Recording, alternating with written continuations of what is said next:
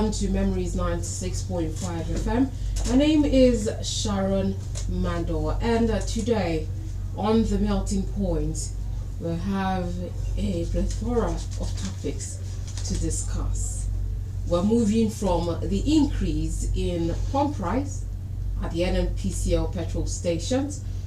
Then we're moving into what's really going on with Godwin Emefiele with this new testimony from the ex-deputy CBN governor, saying that these redesign that we are using, remember when I said it on today's papers, the cash crunch that came out of all of that, redesign of the Naira notes and the hardship that followed it, all of that, it wasn't really approved by the president or the board. We're going to be talking about that. So join us on the melting point this morning. I'm being joined by a public affairs analyst and the president and founder of Open Forum, Citizen Matthew Kofi-O'Connor. Good morning to you, Citizen. Yeah, good morning, Sharon, and good morning, fellow citizens. How are you doing? I'm good. Before we go into the discussions for today, your new program, the Open Forum with Citizen MKO on Memories 96.5 FM will be starting up next week. How are the preparations and what's the program going to be like? You just got me so excited. Not actually new. It is new, going to be on Memories. Open Forum Citizen MKO have been on air for about 3 years, and by the grace of God, all I can say for those that know that what we do, and even those that follow us here, and you can be sure there's quite a lot of traffic when we are even here as well, because there are people who believe in the kind of gift and the grace God has given to us. And I'm so happy that after a bit of a long break, God has made it possible through Memories, the grace of the Almighty God, and for as many that are going to help us to be on air. We're going to begin next week from Monday. And Open Forum is about people, issues, ideas, and solutions. We don't just pride ourselves as a think tank. We know we are an ideas bank because we generate ideas, and we are non-partisan. And above all of that, we through research discovered that even leaders are vulnerable. We are registered with the CAC as a people that needs to address issues that deals with vulnerable persons, youth, and all of that to make society better. So nobody is exempted from being vulnerable. So it's going to provide platform for persons who are either oppressed, who are facing injustice. They will call in. Some will bring them here. Those that don't have voices, they are going to have their voice here, and their voice heard us as their voice, and the one is going to hear them. And where they are oppressed, we will call out those oppressing them to be sure they get justice. So what we see Brekete do in Abuja is what we've been doing. And by the grace of God, we are coming back, and I can assure everyone that we should get ready for a program like no other on radio. By the grace of God. I don't blow my trumpet. I cannot say what I cannot do. The little I can do is all we put to the table, and it's going to be very, very unique by the grace of the Almighty God. And I don't want to let the cat out of the bag. We are going to have very special guest to host coming Monday, which is going to throw light on certain things that had trended in the polity. And by the grace of God, the story is different now.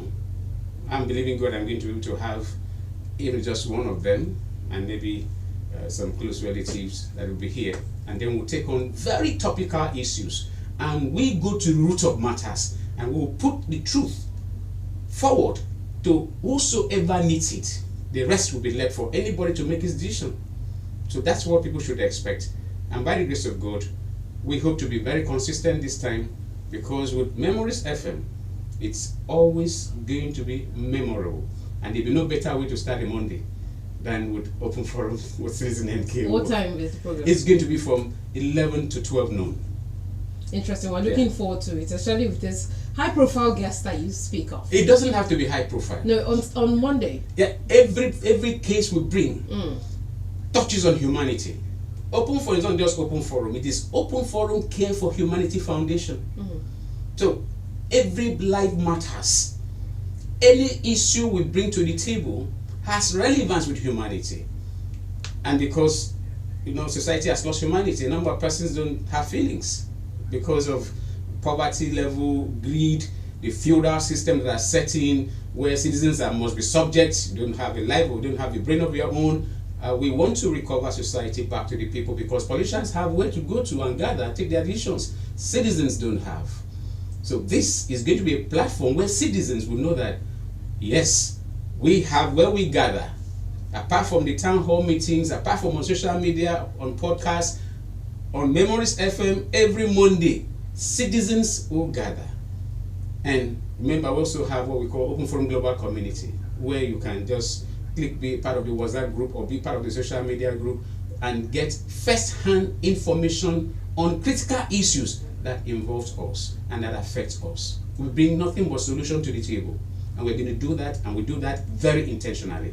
All right, we're looking forward to that. Thank you very much. So let's start with the increase in petrol price, and this is the second time in a month. And obviously, if we're going to count the number of times that it has increased since this administration started over a year ago, we'll be counting in fact, we might even lose count. Now, speculations are, especially from the petrol marketers, that now subsidy has completely been removed on petrol, and that explains why we're buying at this price. According to your research, talk to us. There's no new research. You will have maybe said, according to what you've been saying, which sounded like you are attacking government. After the first 2 months, when Mr. President announced subsidy is gone, with every sense of pride and arrogance, unfortunately, like it is a known fact, Sharon, the principle when you are doing a thing, if you are a carpenter, you are in fabrication business, the principle is measure twice, cut once. You don't measure once to cut twice, because you may lose it. You may lose the item you are trying to work on, and that will put so much cost. But what happened was that on May 29, Mr. President, without even measuring once, he just cut. And he didn't even cut once, he cut twice. The fuel subsidy is gone. It took fuel from 195 or 198 to 500 and something, and before you knew it, it became 600 and something, and before you knew it, we got to almost 1,005 to 2,000. We were buying in black market, and what we were waiting for, which was Dangote refinery, private refinery, yes, but producing fuel in the country would definitely reduce the fuel price. But the NNPC, that is a limited liability company, became the regulator in the same market that is a player. And before, they had said before now that even if you produce fuel in Nigeria, it will not be cheaper. And that statement was suspect when they started the abracadabra. But by the time the Dangote refinery was to begin fuel, said fuel is ready, they increased the price on their own. No consultation, no rigors, no nothing, with impunity. And they are not regulator. That's one thing citizens must know. NNPC is a limited liability company, just like Dangote refinery, just like Amakwe refinery here, that has been frustrated over the years not to work in Akwa Ibom. Why should Amakwe refinery, why should NNPC, why should Dangote be the one to fix fuel price when fuel is the lifeblood of the country? It's supposed to be regulated by a dedicated body. Now, they fixed the price arbitrarily, raised it to 800 and something naira per litre, and that took the real market price to 1,003, 1,005, and they said they are going to be the only off-takers, which was in itself very fraudulent. The market, you said you have deregulated it. But like I started by saying, 2 months after the presidency of Mr. President and NNPC declared that they have saved over 400 billion every month from fuel subsidy removal, Yeah. we studied, researched, and saw that they were still paying. And we said it. They kept denying until they own up. They called it whatever under recovery and all sorts of jargons that holds no water. Unfortunately, as we speak, NNPC has said they are no longer the sole off-takers. Now the market has been deregulated. And just yesterday or 2 days ago, we got to know from them that they were still subsidizing from what they got from Dangote, about 133 naira per liter, and all of that. They never even allowed Dangote to fix the price. Dangote said so by himself, that the president told him it's the Federal Executive Council that was going to fix the price of his product. That itself was and remains an immortal indictment. Who does that? As we speak, the latest price that was released, was it not yesterday, have varying prices. Daily Trust has a breakdown of it, about 6 different prices, that those in Lagos were buying for at 998 naira per liter. Other southwest states outside Lagos will be 1,025 naira. Abuja 1,030 naira. Southeast 1,045 naira. South 1,075 naira. And Northeast 1,070 naira. The funniest part is that South that owns the crude, South that is supposed to be where you have the cheapest fuel, is paying highest by official rate. And like you already know, Akwa Ibom State happens to be one of the states in Nigeria where fuel is sold at highest at any given time. Tomorrow, the monitoring team is going to be sworn in. That's a story for another day complete. I don't want to bring that in, because we are even going to deal with it on open forum with the NKO.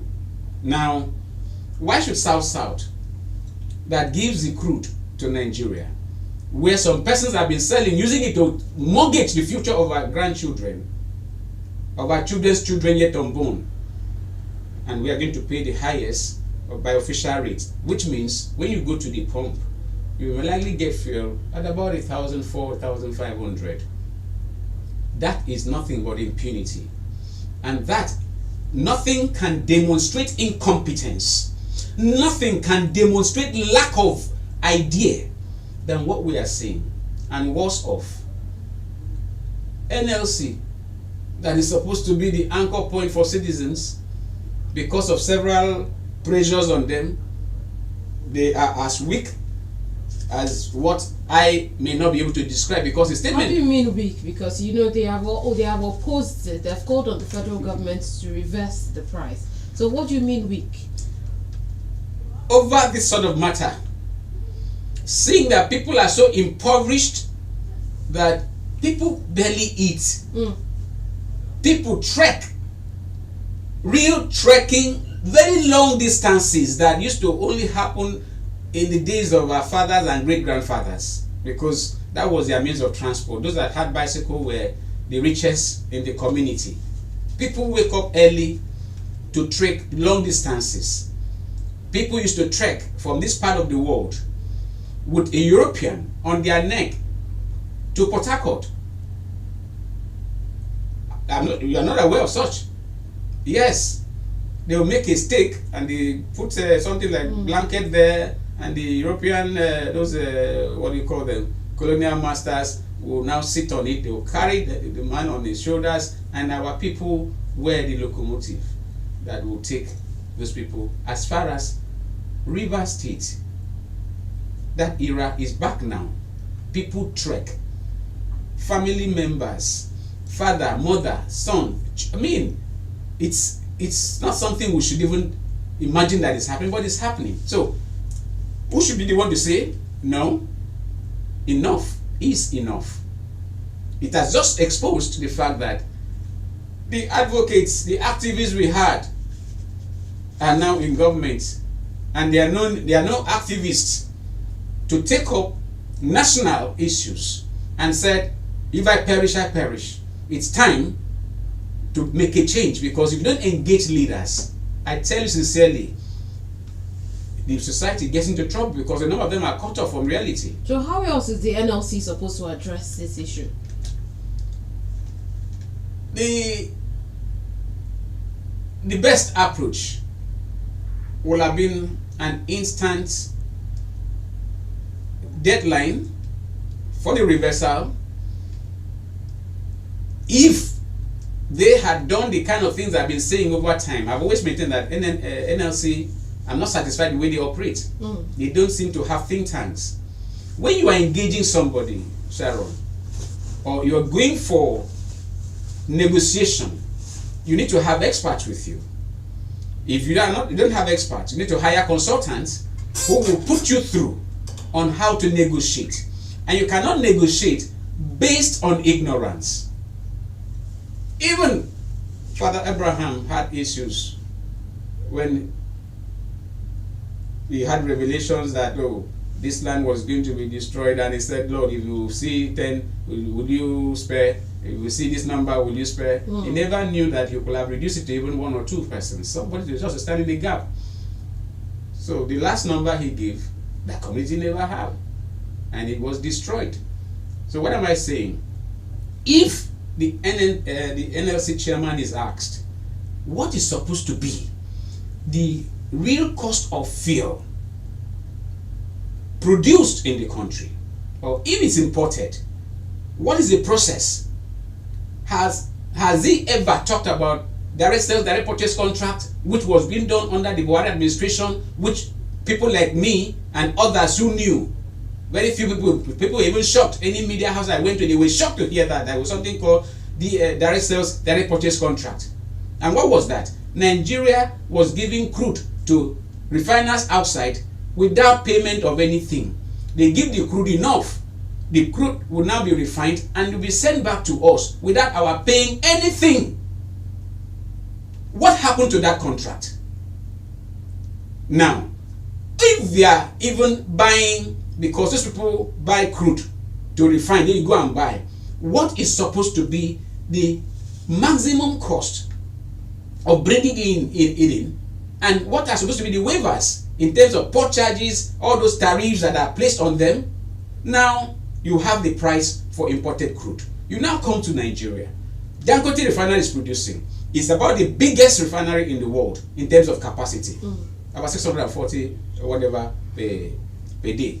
Even it's not producing full capacity now. What is producing, it will be sufficient for us. Now, what's the cost of production in Nigeria? Does NLC have that fact? So if you are going to talk with the federal government, or even with NNPC, or with the president, like they had a meeting with the president, what did they bring to the table? You have to come with your data. That Mr. President, plus and minus, you are now giving fuel to Dangote in Naira. So the dollar influence, which was also destroyed by a single pronouncement of floating of the Naira that is unproductive. What are you using to attract dollars that you want to put Naira and dollar at par? Say struggle by yourself, struggle for yourself. Now, this will be the cost. So we do not accept this based on this. There's still profit margin. The oil sector is the lifeblood. Like education is supposed to be a social service, it's not supposed to be for profit. These are the issues. Let the profit be minimal, because definitely this person is going to recoup his whatever. Since you government have failed, and you are not ashamed that you have so failed, that you have oil, you have refineries, you have done turnaround maintenance for almost 4 years. The same man that promised, gave deadline for building new refineries, reforming the old ones, and even building new ones, that same person is still on the saddle in NNPC, as if we are all charmed by something. So I don't think NLC has that data, and so I don't see the capacity, coupled with the several arrests and threats. They are very good when the NLC president is to be is charged for something or accused of something. whether true or false, they will give ultimatum. If you touch our man, strike begins tomorrow. No better time than to back and bite than now. And we have been exposed, like I said earlier, that we don't have activists. There's no way Asiwaju Bola Ahmed Tinubu will have been an opposition leader in this country, that what is going on will have gone on with impunity. Itepeke. It won't happen. And the man is even holidaying. He didn't go to the United Nations General Assembly, that he has issues on ground to take care of in Nigeria. I was looking forward to a big pronouncement while the Shetima was in at the UN. Oh, big pronouncement. I was expecting that something was going to land, but nothing. Absolutely nothing. And now, when Shetima came back, Mr. President said he's going for 2 weeks vacation. And he's still there. And all this is happening. And nobody is speaking up for the people. NLC statement is something that I personally feel very bad, because federal government has demystified him and demystified the NLC, not just Ajero. Except by the end of today, we see a press statement with clear demands. But for all that is said, that is like this government is only good at increasing fuel price. That's the greatest thing is that done. Who cares? They don't care. It is something that you must bring you and them to the table. I think I've seen something that he said. He said we can no longer continue to bear the burden. That was NNPC. Newsweek is quoting Premium Times saying that somebody from NNPC said they can no longer bear the burden. So the subsidy, they have admitted again, not the first time, has been removed. So the market has been deregulated. Story for the gullible, that market was deregulated under Buhari when he took fuel from 85 or 89 naira to 145.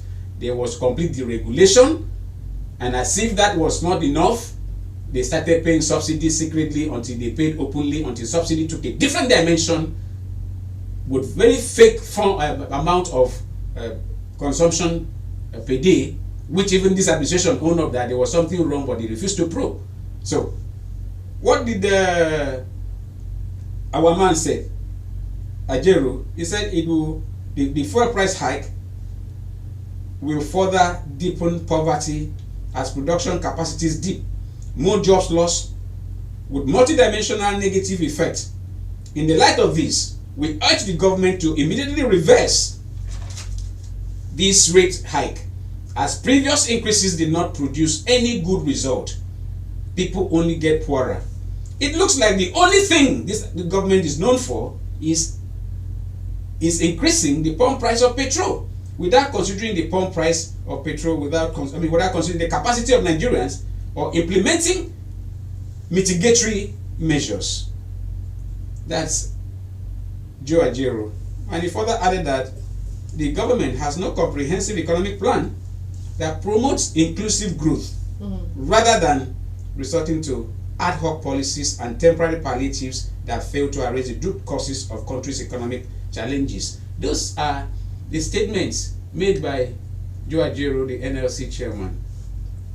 All those are things activists, analysts like us and others will say. We don't command a section of the workforce or the people like we are trying to institute, where people can know that they can take a decision and we'll do a letter. We are non-violent, our own is intellectual. But for a man who has capacity to tell workers, the leadership of NLC is meeting, and by this time we are going to come up with our position. Nothing like that. Nothing like that. In fact, one of the media houses called what do you call it? Called the NLC, that has been made impotent by government because of the intimidations, the arrest and threats now and then, and whatever thing he has gone through. It should concern everybody. So it's very, very unfortunate that we are where we are, but it's not that we were not prepared or it's taking others unawares. We saw it coming. Wherever you find deception, wherever, no matter who tells you what is not true, if you take it, you are on your own. All right. You must know what is right. So even if your leader is making error, excuse me, Your Excellency, excuse me, sir, excuse me, my father, this is what is on ground. And by the time he sees the truth, he will look back and say, if I take this action, I'll make a fool of myself. But no, people rather clap, even those that are dying, because you're either trying to protect your party, or you're trying to protect your meal ticket, or you are so gullible, but unfortunately you are so close to power. Everybody cannot be in power. No. That is why, by the grace of God, like I said earlier over the Open Forum with NKO, we are going to create a platform where citizens can participate in governance. And you cannot participate in governance if you don't have the fact to bring to the table and be heard. All right. Yes. Thank you, citizen. My pleasure. It's 10:29 now, and we need to go into the Godwin Emefiele's issue.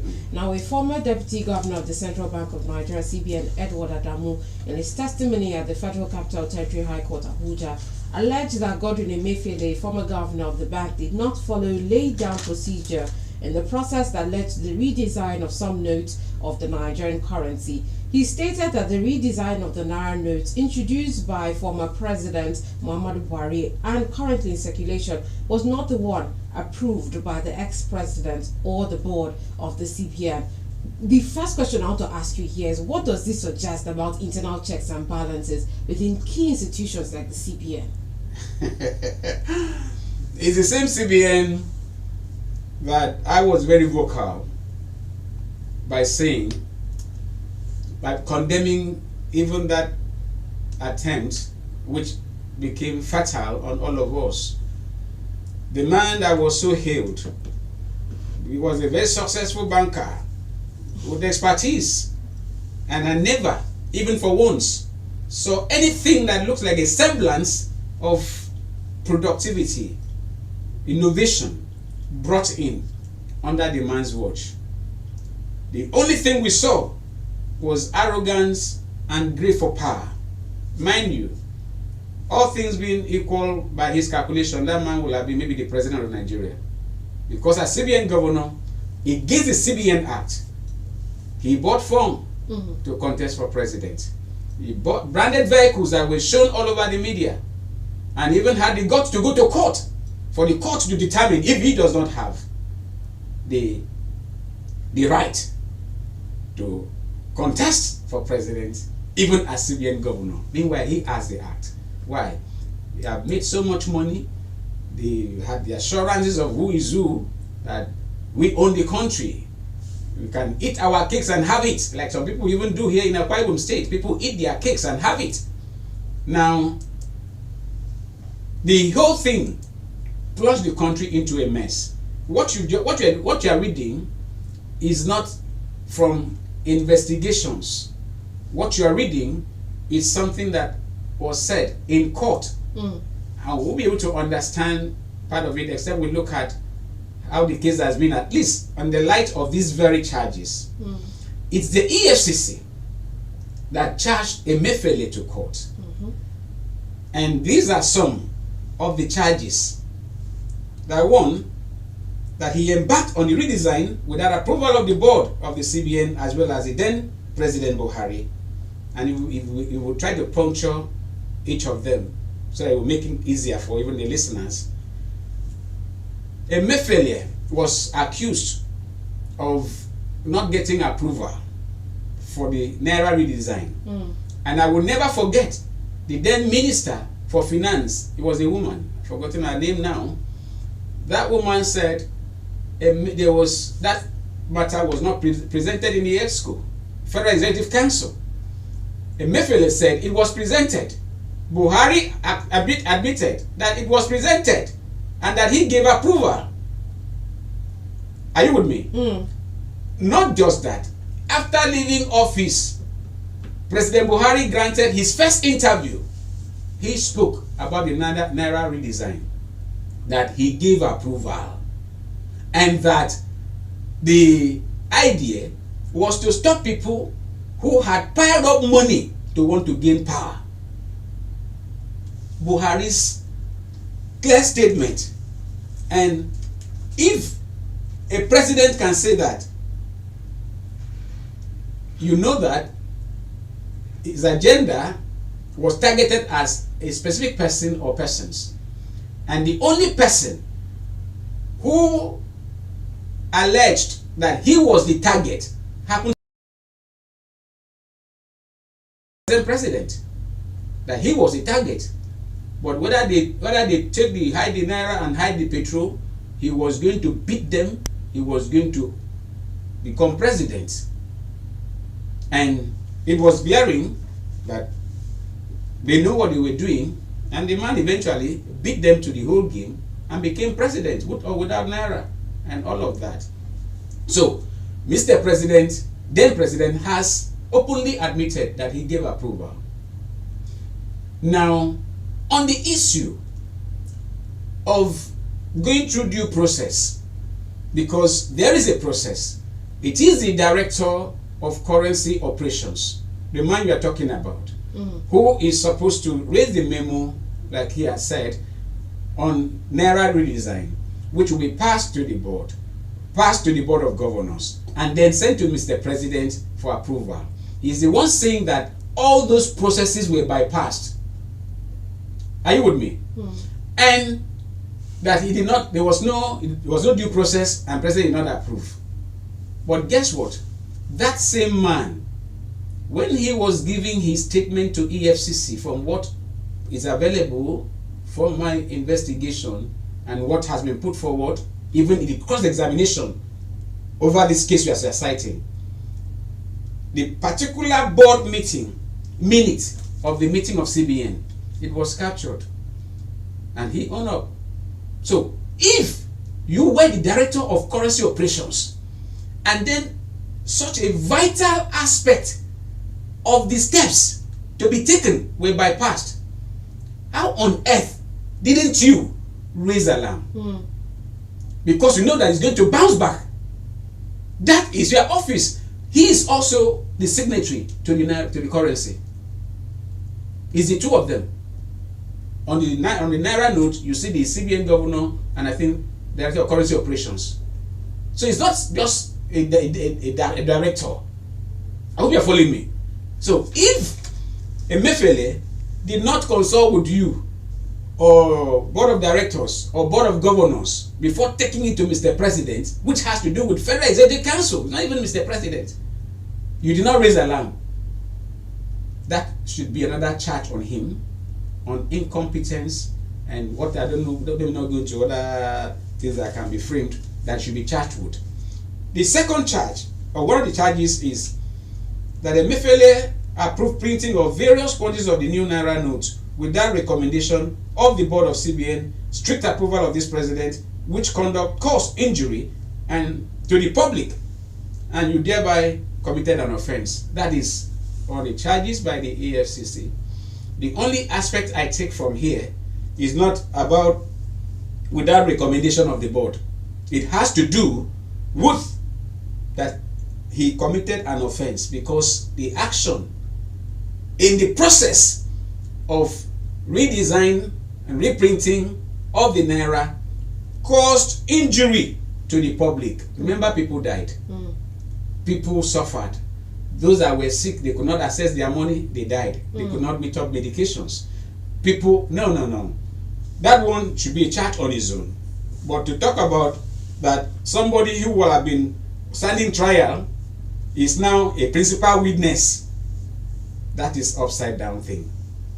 Another issue which people have not even talked about much has to do with how much he was using to even print the naira. He's accused of printing 375,520,000 notes at the cost of 11 billion. Whatever this value of the notes are or is, should be grossly very low compared to how much he used. Again, he's accused of printing 172 million colored swap notes at 4.4 billion. Another one, he printed 137,070 pieces of colored 200 naira notes at the cost of 3.4 billion. Another one, he was accused of withdrawing the sum of 124,860,222 naira from the Consolidated Revenue Fund of the Federation in a manner not prescribed by the National Assembly. Those are just some of the charges which he is standing. And in the course of this principal witness making the statement, and when he was cross-examined, you know what he said? They asked him, is there penalty where the process of getting approval is bypassed? Would you guess his answer? He said he's not aware. And then he was told, your testimony here is different from your statement to the EFCC. Those people that know how to do skits, they say they play. They play. I'm not good at it. I'm not really good at comedy, but there's humor in everything. This is they play. You want to nail Emefiele on something you were an accomplice because you had no memo to Mr. President that there's something wrong somewhere. There no press interview for you to raise alarm that there's something wrong somewhere because you were eating and you were maintaining table manners and Nigerians died and were impoverished and nobody, I don't know about the 23 or 30 trillion that were printed, which is what one of those things that have plunged Nigeria to where it is, because that money never got approval of the National Assembly. That money has not been accounted for. Sharon, if that money is not accounted for, it could mean that the money that was printed were used to buy dollars out of existence. And Nigeria is where we are. We are in trouble. And the worst thing to happen to any man alive is to want to be part of this crime against humanity. It's high time we have people who are interested in going to root of matters to help public with knowledge, with information, and to also make it available to leaders. Like what we do, we write to people, we communicate with them. Unfortunately, what used to happen, like in the previous administration, no matter the letter you write, no matter the content, you will never get response. And I'm believing God, it will not be the case under the administration of His Excellency Pastor Omoino at the state level. In the presidency, the good thing is that I've written to them some letters. They acknowledge and send back. The courier will bring me back acknowledgement that it was received. With National Security Advisor, the President, even National Assembly, never a response. But they received the letter. So that gives us the grounds that when we talk, we can say, yes, we made this idea available, or we made this information available. They thrive because of the ignorance that's prevalent in society. And the idea that those outside waiting for government to drop something for them, stomach infrastructure, will never talk. Because when you talk, they'll say you're attacking government. Which government? We are government. You and I. We may not be partisan politicians. I'm not one. I have left partisan politics completely. I don't belong to any party. My party is humanity. And anybody in office, oh, I forgot to say this, Sharon. Anyway, by the time we have our jingle, we'll get to know all that. Open Forums is NKO is to create the platform for citizens to contribute to governance. It is in support of the Arise agenda, and very specially the happy hour. I will explain that, not today. And in support of the renewed hope for Akwa Ibom people and Nigerians. So what am I trying to say? Whatever we've been doing and we are doing even right now is to help those in power. Yeah, you brought out the vision. It doesn't matter how you got to office, but because we are there, we cannot say abandon him or fight him. No. We bring something that will help you to succeed. Because your success is our success. Your failure would not be, like I normally say, private business stuff.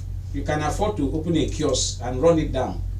But if you are in public office, the slightest mistake you make, like that mistake that was made on May 29, here we are, bad market. I remember the picture I used to see in childhood. I go to the shop. I grew up in Lagos. You go to a shop, you see the man. I've forgotten that Baba's name in particular. He gave me a name anyway. You see, I sold on credit. I sold in cash. 2 pictures of people, one that sold on credit. You see the shop, all gone. And they wrote there, no credit today, come tomorrow. And tomorrow never comes. You understand? So, Nigeria sold on credit. The shop is completely depleted. So it's time to recover and then bounce back. And we cannot do that if we do not know the issues, and you cannot articulate enough to be able to come out to see that you are a superman. Mind you, Sharon, nobody has the right to call himself a leader if you do not have a superlative character.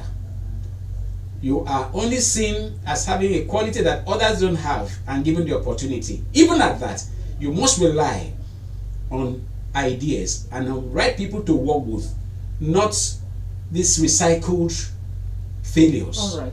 Thank you very much, citizen. We have to go on a commercial break. When we return, we'll be opening the phone lines because we cannot be doing all the talking. We need to hear from the citizens to know their takes on this particular 2 stories that we have discussed. Please stay with us.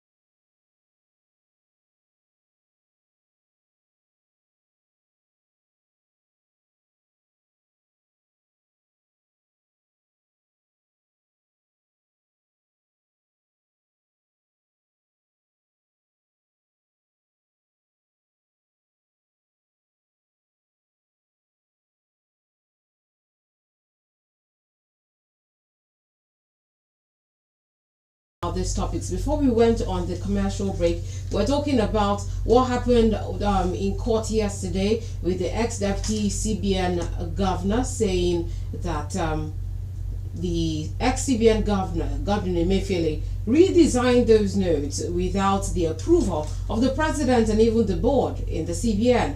Also, we also discussed the increase in pump price of petrol across the country. Some people have said that they have completely removed the subsidy, though the NNPCL has said that, hey, it's because of the debt they are owing. That's why this price has been increased. We've heard what Citizen MKO has said, and we want to hear from you. 0803 085 7755 or 0809 066 6909. Hello, good morning. Good morning.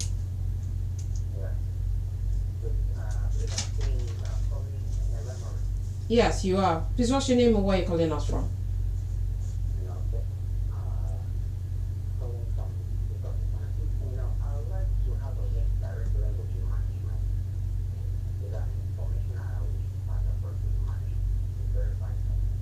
Okay, you'd have to send a message to our WhatsApp platform and then we'll give you the link. The number is 0809. Yeah. Are you ready to take the number?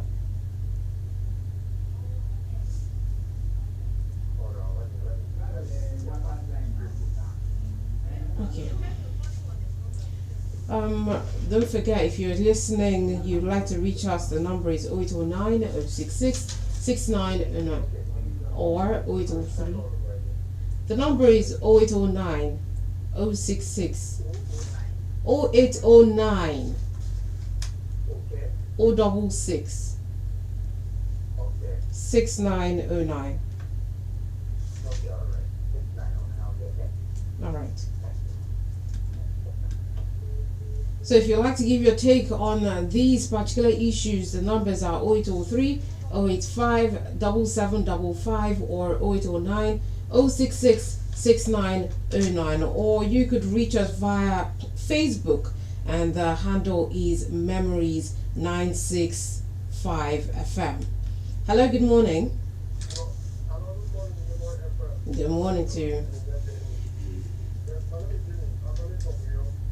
Welcome, Jimmy.